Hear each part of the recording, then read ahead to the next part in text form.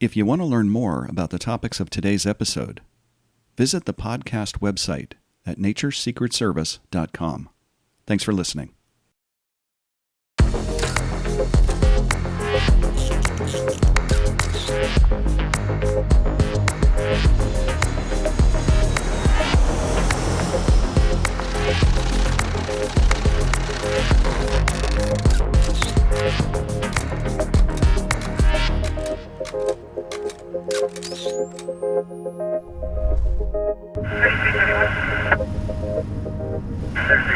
Should be clear last. What's that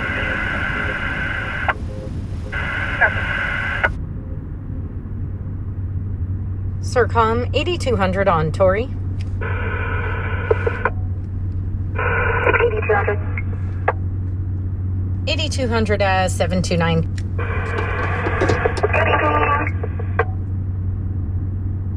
Okay, people, listen up. Here we go. This is Nature's Secret Service, the podcast that puts you in the room with the men and women of wildlife law enforcement. I'm your host, Ed Newcomer, and tonight, we're not going to be in the room. I'm going to take you out on patrol with a woman of wildlife law enforcement. When I was a special agent with the U.S. Fish and Wildlife Service in Los Angeles, I used to keep my skills sharp and my relationships strong by occasionally doubling up with a state game warden on one of their night patrols. My favorite warden to work with was Lieutenant Michele Budish. She was in charge of the South Los Angeles squad of game wardens, who were responsible for enforcing state wildlife laws in that area. Michele was recently promoted to captain, but I thought it would be fun to get out there on patrol with her one more time. So I asked the California Department of Fish and Wildlife if they would let me ride along with her on a Friday night patrol of the Los Angeles waterfront. Join me and Michele now for a night on patrol. Are we on? We're on. Already? Yep. All right. But it's fine. We can just, anything that comes up is fair game. All right. See what we get into, like old times, Ed. Exactly. It's fun. We can always edit out anything we don't like. That's right. Like Big Bob. Big Bob. We might have to tell that Best story ever. Last patrol, right? That was our last patrol one together. while I was still working? I think that might have been. Redondo. Yeah, might have been. Is that a lobster in your pants, sir? I think the last, for some reason, that was during the day, wasn't it? No, Big Bob. it was at night. Okay. What was I going to ask you? When did you become captain? It was when? Officially October 1st, but Okay. I interviewed back in July and kind of was doing both roles for a little while. And what was how many people were in your squad before you became captain? You were supervisor. I how many? had 6 officers. Okay. The 4210 squad. I call them the originals. Love them. Best The OGs. officers. The OGs. We had so much fun. So that squad covers what area? Is it LA? All of LA? South LA. So everything from the 10 freeway to the ocean, including Catalina Island, and to the Orange County border. So that's like Ventura. Let's see. Oh, no. 3231. Show me out with 4 Ventura Harbor. 2729. That's It is Ventura. That's Ventura. See what they got. It's early, too. Yeah, out with 4. Go ahead. 3331. CDL. Charles. 7.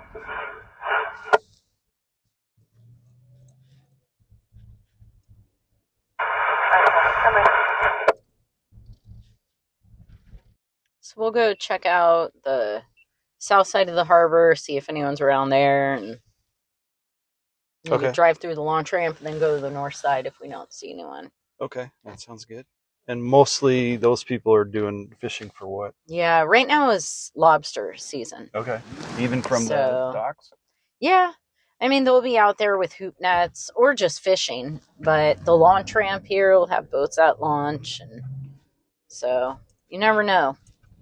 There's a spot here that's good for leopard shark too on the inside of the harbor people fish for, so we might contact some people in there. Okay. Michele and I start our evening in the Marina del Rey area. I mean, they have There's a large harbor there where people fish even at night, And they're doing that. and there's a busy boat ramp where recreational fishing boats come and go at all hours of the day and night. if they're doing it. So,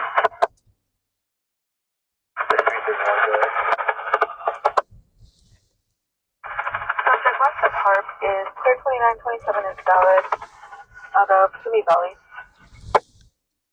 So how do you feel about driving an unmarked vehicle instead of a marked vehicle now that you're a captain? I really miss my truck. Everyone's like, oh no, this is so much better, but I like having a marked car. Yeah. Especially driving around LA. Yes. You know. And it's not like I have a light bar. I have lights in here, so it is very different. Now you're more And like... I got a cage, but I'm not on patrol all the time anymore. Oh, you know, right. Yeah. when I was a patrol lieutenant, I was on patrol all the time. But So now you're more like a Fed, driving around with your I covert, am. Your covert red and blues. yes, Yeah. Now you know this what it is was like. this is my wellness patrol, and I was gonna lose it if I didn't get out and patrol. So Well, thank you for you're- going out with me tonight. I'm happy to be of service. Yes. Which we should talk about that. You're now, so you were a lieutenant in charge of a squad in the South LA area, Yes. right? So tell me about the wellness captain position. Yeah. What So are the- I promoted in October.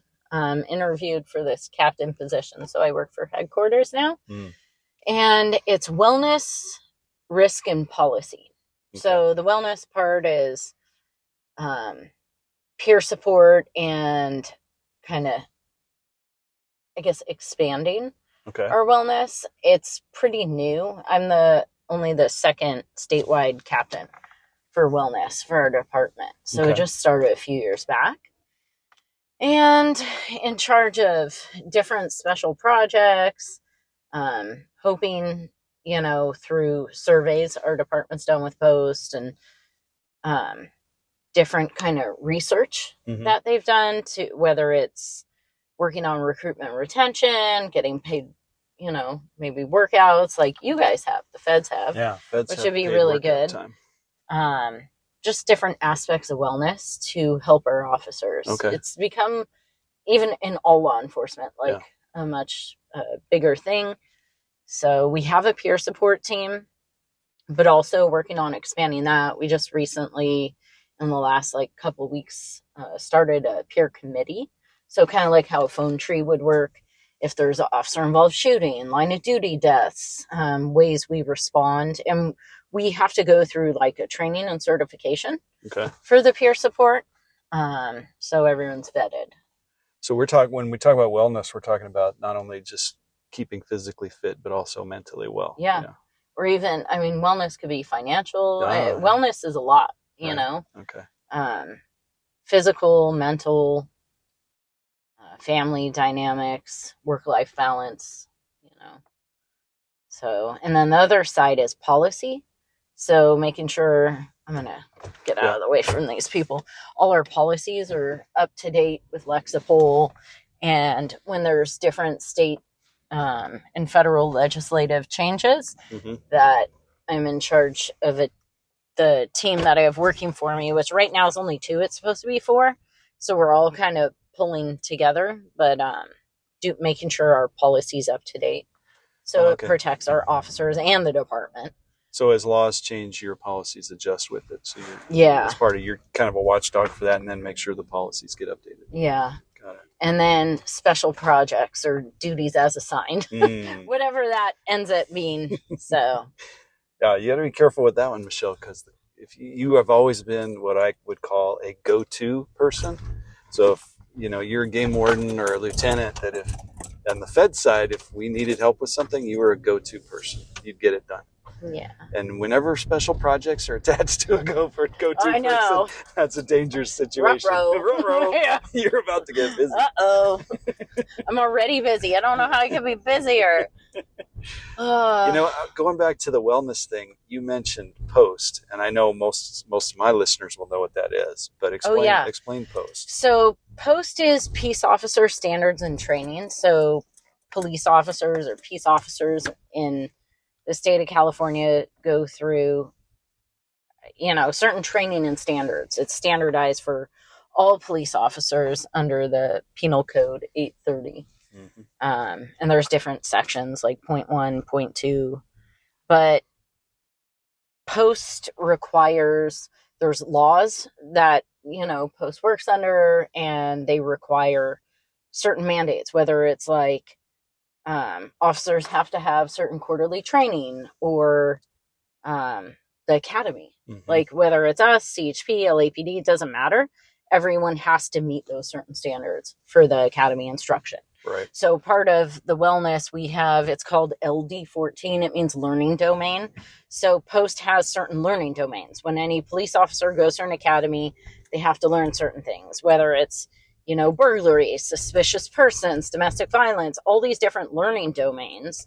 Learning domain 14 focuses on wellness. Oh, okay. And so that's also something I'll be doing is teaching at the academy. We haven't done it yet. Even though it's being taught, it hasn't been taught by us before. So I'm really excited for that. Cool. I miss, that was part of when I was a patrol lieutenant, teaching at the academy and being a field training officer. So that's nice, kind of changes it up so you're not behind a desk. Exactly. So I get to go to the academy. Plus you get to meet the incoming people and have an influence on how they approach the job from the get-go, right? Giving them your knowledge and experience and insight into the job and what to expect. As we sat in Michelle's vehicle talking, she kept a close eye on the boat ramp, and it wasn't long before a boat caught her interest. Oh, look at that. Yeah, that's the gotta have it. Gotta have it. Guess what we're going to have? He spotted you. Yep, he sure did. We got 2 boats, so they're going to be lobster fishing. Oh, good. Hop on out. All right.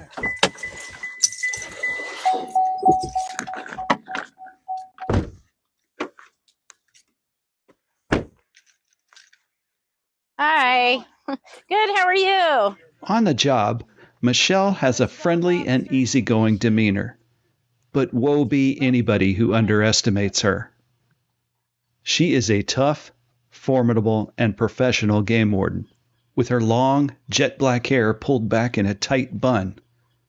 Her gear in great shape and her uniform sharp, she confidently climbs aboard this fishing boat to begin an inspection of their fishing gear and their catch. 21? There's 3 of you? Yep. Awesome. I will take a look. Obviously, you don't need to measure those. If you just want to get the report cards and licenses, and then Report card? Are they separated this way for a reason? No. Okay, so I can just count and mix them. It's Sure, okay. Yeah. Okay. If you gotta count them all, you can put them back in the tank here, and then we can get them back in. You sure? I could just okay. put them this way. That way you don't have to. No gloves, huh? No, Done this before. I have. All right, we got 2. You have to remember that normally Michelle works alone, 3, 4. and now she's on a fishing boat. 5, There are 5 male fishermen on this boat. 6. She's got to keep her eye on all 5 of those individuals. Keep her eye out for possible weapons or aggressive behavior, all the while keeping an accurate count of the lobster she's seeing on board, taking a look at each fisherman's license, and making sure that everything else on that boat is lawfully in order. Go back in there. What are you doing? We don't find any violations on this boat, and Michelle sends the fishermen happily on their way. Perfect. Thank you. My pleasure. Hi. Thank you. Yeah. Yeah. Nope. Everything looks good. This is Good, thank you. Good. Thank you. Oh, they're actually excited. I know. One guy's very Makes excited. me so happy. Everyone's been good. so cooperative. Not that people aren't, but you never know. You never know. Sometimes Some they people aren't. don't want you on their boat. She's eager to check out some other areas where she thinks there might be illegal activity afoot. I mean, no boats are coming in right now. My thought is, let's go check the other side of the harbor. On the way, I asked Michele to talk a little bit about what it's like to work alone. And it's hard, like just now, like aboard a boat, there's 5 people there. Yeah. We work alone. You gotta be careful. So, you know. Well, that goes back to... We're used to it, but sometimes, unfortunately, like, you do your best with officer safety, but some things, you're there solo, so... Now, I remember... when they're compliant, that's great. It's another good example of importance of the officer wellness, because you do work alone, and you don't realize working at night in LA, anywhere, but working in LA at night is dangerous. Yeah. And there are people here who do not like law enforcement. Yep. And if that has maybe even an unrecognized stress on an officer that they are so used to, they put it out of mind. So actually, the wellness thing is super important. Yeah, it is. Because I think I told you this, when I came back from working in Africa, I didn't realize how stressed I was over there. And I felt like I couldn't figure out why I felt so relaxed when I got back to the States. And I didn't realize, having been in the kind of deep yellow, light red zone consistently all the time for so long, takes a toll. Yeah. And so even if you're working out here and you're doing something you've done a million times, when you're on a boat with 5 people, you're in the yellow at minimum. Yeah. Yeah, for sure. Right? They're nice here at the yellow. They don't want you on the boat. You're like maroon, You're pretty... Definitely deep red. Yeah, you're pretty red. And you're out alone. Michele and I eventually decided to head south toward Redondo Beach. Anytime you've got 2 law enforcement officers in a car with time to spare, stories start to get told. The stranger the story, the more fun it is. Michele and I reminisced about a time we encountered a subject we suspected was hiding illegal lobster in his clothing. Unfortunately, we can't tell that story on this episode. But there were many instances during our careers where we encountered people who smuggled wildlife on their bodies. Between the two of us and between all the people we know in our respective agencies, we've caught a lot of people with down their pants. Yeah. In terms of wildlife, not but wildlife down their Didn't pants. You have birds? Birds. We've had birds, monkeys. Yes. Down the pants. We've had, snakes. Yeah. Reptiles. Yeah, you name it. People Crazy. Put it in their pants. Yep. Lobster. That seems very dangerous, but that seems risky. Yeah, very risky. Risky, but not impossible. Yeah. That's amazing what people will do to hide stuff from law enforcement. Yep. Didn't you find somebody with lobster in a stroller under their baby? Oh, yeah. In Santa Monica? Yep. They put it under the baby, they wrap it up in newspaper, try to make it look like a diaper or whatever, so you don't, but yeah, put their kids on top of it and put it in a stroller. Or have their kids traffic it off the pier, which, contributing to delinquency of a minor. Yeah. We saw that at the border a lot. People would hide things in compartments in their cars, and then they'd put their sleeping child on top of the compartment, hoping you would not wake up their child to look. It's crazy. Yeah. Oh, that's one of my guys. Okay. That's Sean. 4214. Show me out one Power to Cove and Palos Verdes. You're right. They're working Palos Verdes. Yeah. Well, we're heading over that way anyways, so that's right at the end on the opposite side of Redondo. Yeah. That radio traffic was another game warden in Michele's old squad. He was working close by in the Palos Verdes area, and we decided to head that way. En route to the location, I asked her to tell me another story. But not every story we tell is hilarious. Sometimes the stories we tell are downright terrifying. I asked Michele to tell me the story of the time her and other officers encountered a subject in the Ballona wetlands who was out of his mind after sniffing paint fumes. So you've talked about Ballona wetlands. Why can't people be in there? And what's the issue with people being in there? And why are you guys involved in that? So it's state property, and it's close to the public. It's fenced and posted, 3 to the mile. And it's close to the public because it harbors a lot of protected species, Native American artifacts. There is a very small portion where public tours are given between our department and members of a nonprofit, but it's close to the public because of the resources that are in there, but also it's very dangerous because we do get people that trespass in there, and we've had people in there with ghost guns, drugs, machetes, ATMs. We've had a couple homicides in there. It just kind of has become a haven for people that want to camp and don't have somewhere to live, and so they go in this area and try to escape. At one time it was so bad, like a cite book will hold 20 citations. I went through 2 citation books and still had people in there, and I was in there with the LAPD at the time, but it just took a long time to kind of clean it up and get everyone out, which is why it's important to stay on top of it. But that one time that you're talking about, I was in there, we were doing a patrol, and we always patrol alone, but because of the activity in there at that time, this is a long time ago, what we would do is we would have a team, but we'd split up into different parts of the wetlands. And if we needed each other, we'd get each other on the radio. And I came around the corner, and I'm going to have to cuss on this podcast. Well, I guess That's I can. fine, you can. I came around the corner, and there's a guy there, and this is walking through fairly thick bushes. There's trails that either have been made by you can't take a vehicle in there. No, this is like limited view. You're coming around, when you say corner, through the bushes is basically what you're talking about, right? And this area in particular, so when I walked in on the right side, there's nowhere you could go. It's like a wall or a cliff face. And on the left side is a ditch, but it's very long. It's like a ravine.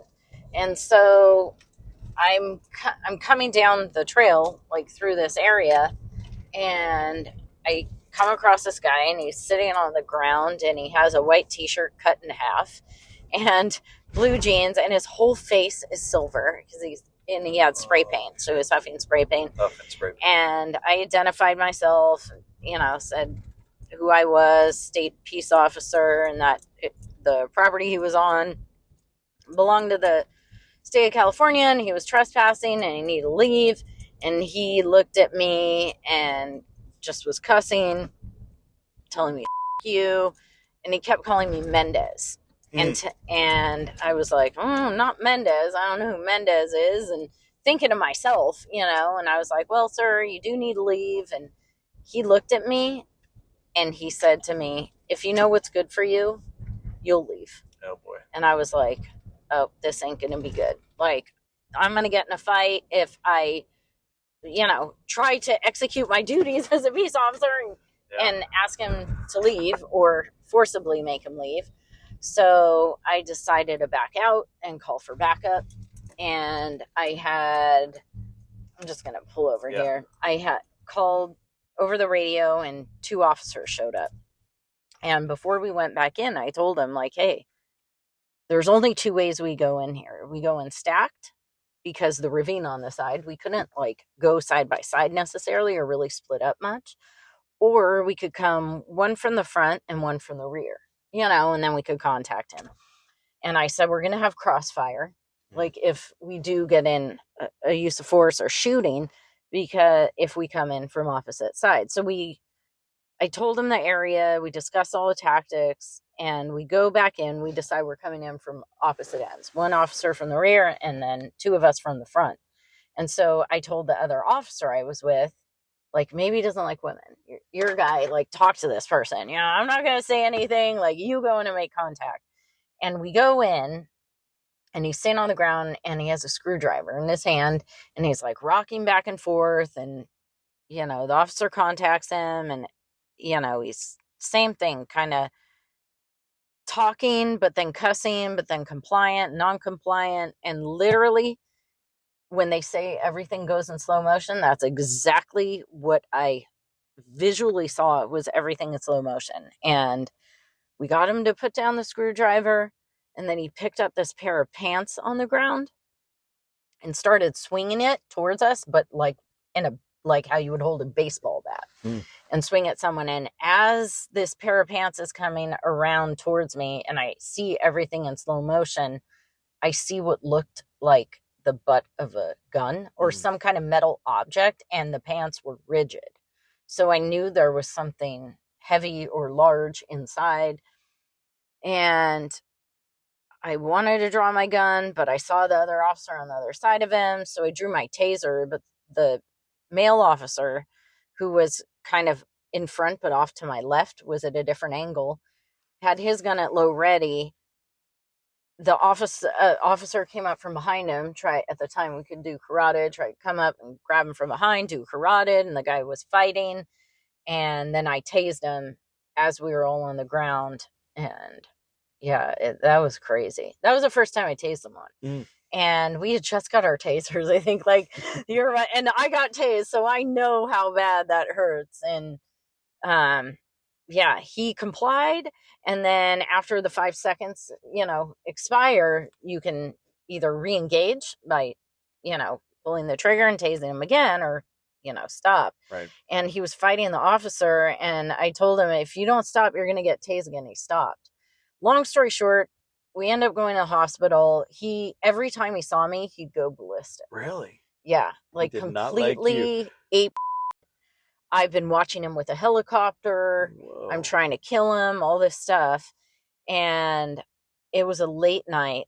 We had to get him cleared medically at the hospital right down the street, Marina Del Rey. And then I had to take him downtown and book him. I was his 5th assault on a peace officer. No kidding. And wow, we booked him. He went to prison he got a 12-month sentence, but he served, I think, like 9 of those months maybe. And when he got out, not even 2 months later, I got a call from the sheriffs that they thought he had just killed someone in the park with a candlestick holder, bludgeoned this guy, they thought, to death, just like an elderly man that was walking through the park. Turns out the guy didn't die, but he's obviously mentally unstable and on drugs. Like, he was inhaling paint when I contacted him. And he got charged based on the trial. Instead of getting charged with like attempted murder, he got charged with elder abuse. You're kidding me. It was ridiculous. And he got out, didn't go to prison. Jeez, and Louise. I ran into him one day getting lunch, and I look over my shoulder and I see him there, and I was like, oh God, it's so that's state parks. Yeah. Different call sign. But yeah, I saw him and I was trying to avoid him. Let's hear what they got. Could you show myself and 564 Lincoln 1010? Good night. Checking out early. Yeah. For you. And he came over to me and he said, hey, officer. I said, and I know his name, Donovan. Hi, Donovan, because I'd see him regularly still in the area. And I said, how are you doing? And I was thinking, like, what do I say to this guy who, like, literally wanted to kill me and almost tried to kill me? And I would have been justified to shoot him, but thank God I didn't. And he said, oh, I'm really sorry about what happened. I was like, I don't even know what to say. And I said, well, you look really good. And he said, yeah, thank you. I'm on medication. But then I saw him, like, not even maybe a month later, taking an X-Acto knife and carving his head at the launch ramp. Whoa. That I called fire. But yeah, I don't know whatever happened to him. So he's a guy, probably got mental illness. And then on top of that, he's doing paint smelling paint, which Yeah. is fry your brain. Holy smokes. What was in those pants? What turned out was in the pants? It was the metal pole from a speed limit sign. Oh, that'll kill you. Yeah. Wow. That was crazy. Yeah, I mean, that is... But I've had many other, instances after that where I've had to tase someone or gotten in a use of force, and everything in that moment was slow motion. Mm. Like the pants coming towards my face, like, I don't know. Me drawing my taser, it felt like really hard. Everything, I don't know. It was crazy. Like you're in water almost. Yeah, exactly. Yeah. The Palos Verdes Peninsula juts west into the Pacific Ocean at the southernmost part of the Los Angeles metropolitan area. The steep slopes of the peninsula are dotted with expensive homes, each with an incredible view to the northeast of all the beach communities, then stretching across the metro area all the way to downtown. The rocky shores below those homes are the perfect location for fishermen and poachers alike. Just a few weeks before my patrol with Michele, the wardens in her old squad had encountered 2 Chilean nationals in this area. The 2 of them had 236 lobsters between them. The California Department of Fish and Wildlife regulations allow each person to possess 7 lobsters per day. Michele and I planned to meet up with Game Warden Sean Houlihan, who was in position on the Palos Verdes Peninsula, keeping an eye on 2 suspicious fishermen at the bottom of a rocky cliff. Working a few miles south on the opposite side of the peninsula was Lieutenant Andre Gilbert. I don't know if I was ever down here. This is like the north side of Pacific or Palos so Verdes this is Peninsula. Malaga Cove. Okay. Like, I knew where he was when he said, but there's 2 access points. God, it's so pitch black here. It's terrible. There he is. Bright as day.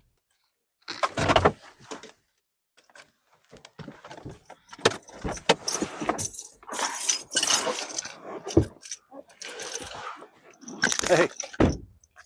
How are you? Good, how are you? Good. I'm Ed Newcomer. Sean.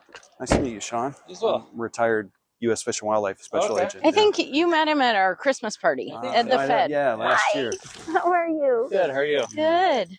Who are you watching, And who's Sean? this? There's 2 guys down here. Might have their lights on. They keep going lights on and on. Like headlamps? No. Yeah. Oh, yeah. Headlamps and little flashlights.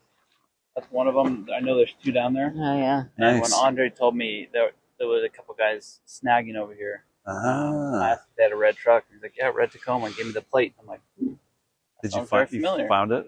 yeah, the truck's sitting right over there. Oh, Same exact nice. spot where I Sweet. think it contacted. It's dark where we are. To our left, stretching up the hillside, are the many lights of the fancy homes above us.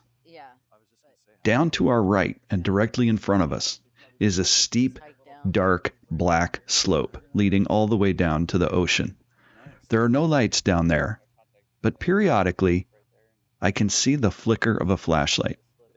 Sean points us in that direction and says he's been watching 2 individuals who he believes may be illegally fishing for lobsters. He references snagging. Snagging is the process of throwing out large treble hooks, so hooks with 3 barbs on them, baited with some type of meat. When the poacher feels the lobster start to pull, they yank hard on the fishing pole, hoping to snag the lobster.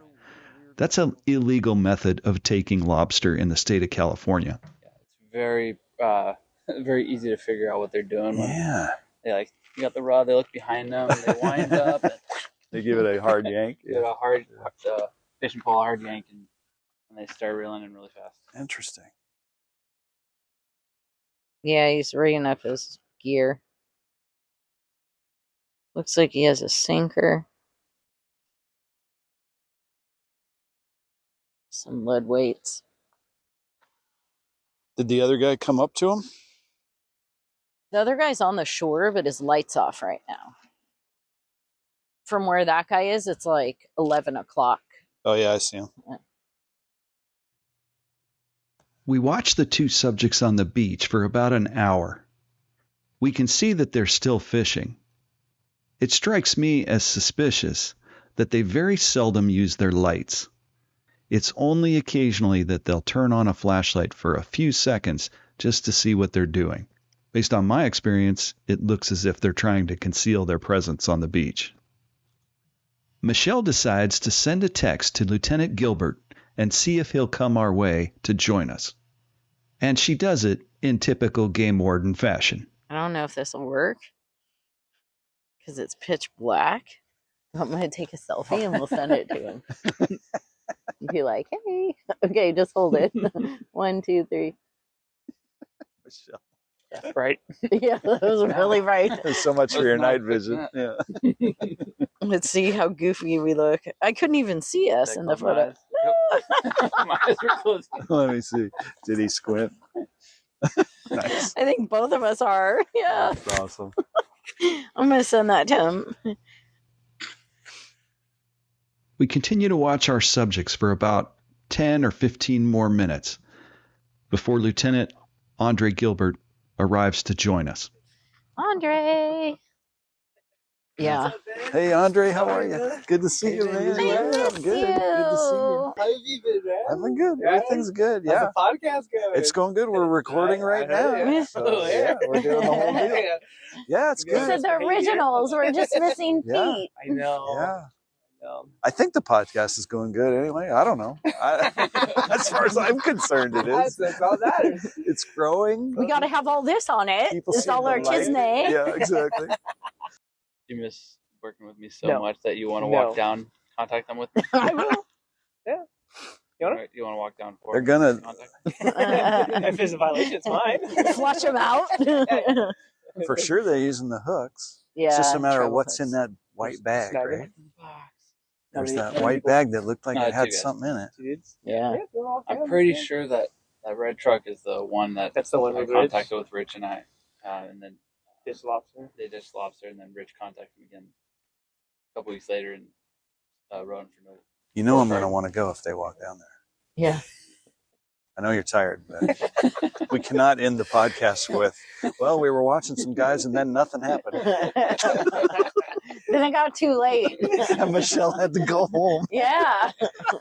That is going to be Unless you're one trying to riveting throw it away. episode. Yeah. Yeah. No, you were not. No. I'm down. You I want to don't walk want to in? step on it. Do you know how to get down there? Is it just Yeah, one trail over there? there's one literally right here. Knowing the fishermen could literally be there all night, we hatch a plan to make our way down the steep slope. Andre will stay at the top to keep an eye on the fishermen in case they see us.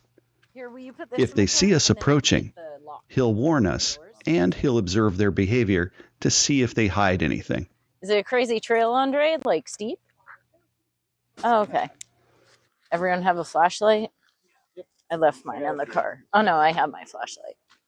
All right, let's do this. Did I sign a liability waiver before I walked down? Nope. You wanted to walk this trail, Ed. So, hey, did you see which guy, Sean, was touching the bag before we go down there? Gray. Just so they can't, like, not claim it, you know. I know the stuff, like their pouch. Is that a... Got a bunch of Modelo's. Oh. I think it's this one. We following this guy? What the... One more I see. Here, do this. Ed, you might regret this. I know. No, this is an adventure. I'm in 100%. Are you kidding? There's no way. It's now approaching midnight, and we start to make our way down the dark, steep, slippery slope. We're not using flashlights. We don't want them to know we're coming. To me, it seems like you would go down this. It would be easier. We're all going to die. I'm going to It's die. your f***ing idea, I Ed. know. Too old for this. Yeah, me too. Oh, you're right. I think that is the better way to Yeah. Because... We finally safely make our way to the bottom of the steep slope. We're concealed from the fishermen by a slight bend in the coastline. Go down there.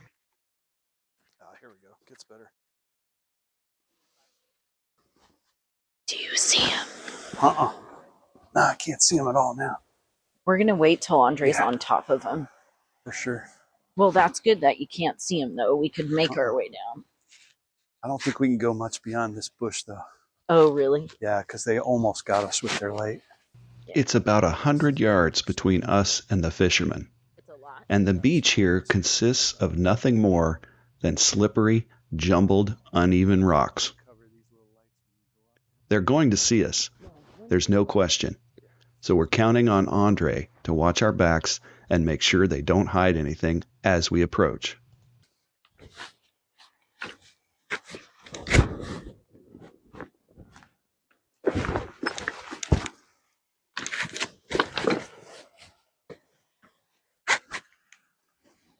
We're seen. Yeah. Well, I knew Our it position before. revealed. We make our That's way to why the I just fishermen as thought, quickly why as are you possible. walking down here? Sean is the first one to get there. Okay, do me a favor, just stand over here real quick. Do you want me to stay with him?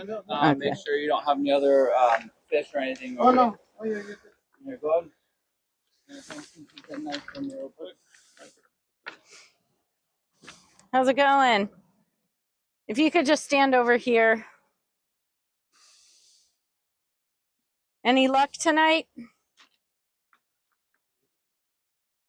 ¿Hablo inglés? Okay, un poquito español. Yo soy policía departamento pescado y caza. Tu licencia? Sí. Okay. You checked his license already? Nothing great, but Okay. Do you have your license and report card? Gracias. Okay. Yeah, that's good. And you have your report card for lobster? No, because he was just I'm the one who Okay. Because we were sitting up top watching both of you for like over 2 hours. Between them, the fishermen have one legally sized lobster. They have fishing poles with snagging gear, but they also have what's called a hoop net, which is a legal method to take lobster. You guys said you just caught it right now with the hoop net? No, like a hour and a half probably. Hour and a half ago? Yeah. When the time was better. Right now it's sucks. You guys local? Well, I live right here in the marina. Okay. He lives in downtown. Sheesh. Yeah. Oh, nice. Yeah. Okay, John? All good. So he's good? Give him his license back. All right. Here you go. Thank you. No problem. All right. Have a good night. Be safe. Thank you. Careful because it's super slippery. Yeah, I know. This mud is Oh, crazy. yeah. How did you come down? Yeah. Yeah. Almost fell. It's pretty much falling down. Tumbled down. And that was the end of our contact. No violation. The wardens had spent several hours watching these fishermen.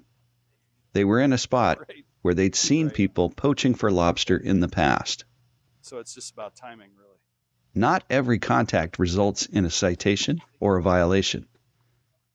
That's what patrol work is all about. Yep. For reference, the drop is literally right there, like the first dip right there. It's right It's there. right by itself. Like, I can afford it. No, definitely not. Hey, Hey, good my to hands see a little ya. dirty, sorry. That's but all I'm right. going to take off Yeah. too. Bye, Andre. Mwah, I love You you. too. Bye, See you Sean. soon. Thank you. That was fun. I'm so Have a good glad I got- holiday. So we wrapped things up for the night. I'll see you in a week. And as Michelle drove me back to the LA County Sheriff's Station where my car was parked, I asked her what she thought about patrol work and its importance in the scheme of wildlife law enforcement. So how, after so many years working, how do you feel like, what's your thoughts about how the importance of patrol work or what these guys we worked with, these wardens we worked with tonight are doing? Dude, Good? they're wardens? like the blood of the department. Yeah. They literally Like, I know it's like a term, the boots on the ground, but like the officers and patrol lieutenants are like the roots of the organization. I mean, leadership is equally as important, I think, from the top down, but they're the ones that keep everything afloat, you know, that are out there like combating wildlife crime and putting their lives on the line, like getting in these precarious, you know, situations sometimes, and writing the search warrants and doing the investigations. That's what's crazy about game warden work. You do it all. What do you think about like the ability to deter crime and impact on the community being out there? Well, is it a lost cause that's a good cause, so you're attached to it, or is it? It's not a lost cause, but we could definitely use more people because it's nonstop. Yeah. Like, we don't have enough coverage. Yeah. And really, we should have partners. I think, especially at night, right? Yeah. I think it's a different world than it was 17 years ago. And, you know, I don't think being solo at night anymore is the best thing in South LA. Like, I'm used to it because it's what I've always done. And it's not complacency, but, you know, anytime I can meet up with another officer, like tonight, or I know they're out alone, like, I will.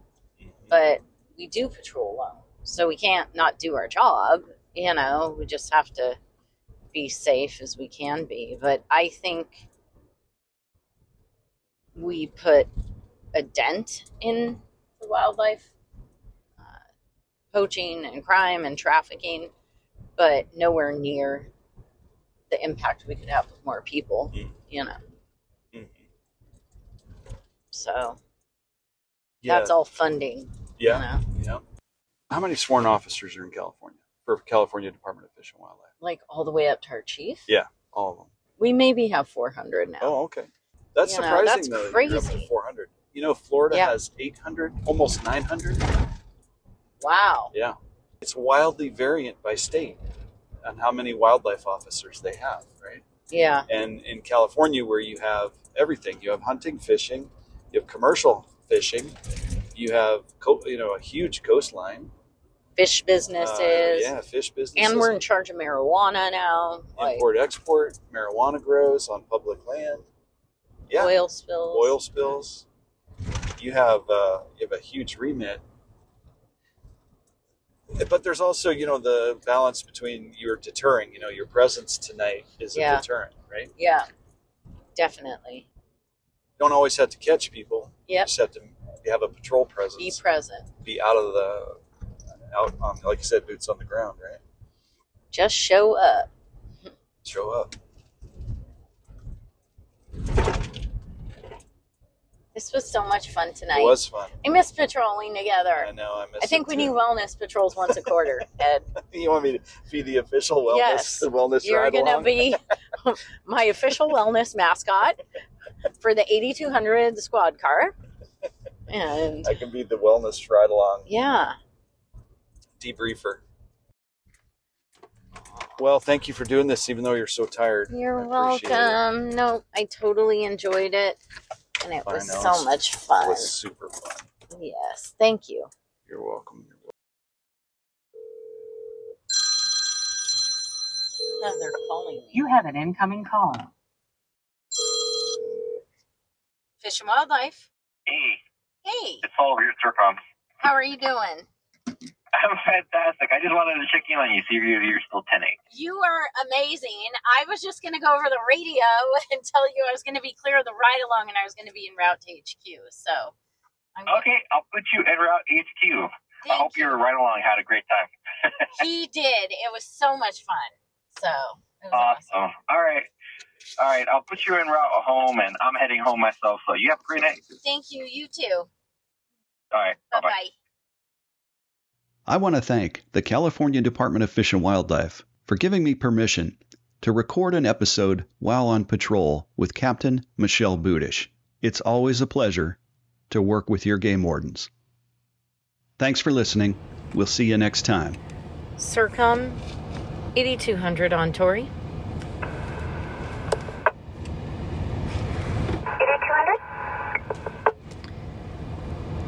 8200 1010. Have a good night. Thank you. You as well. Good night.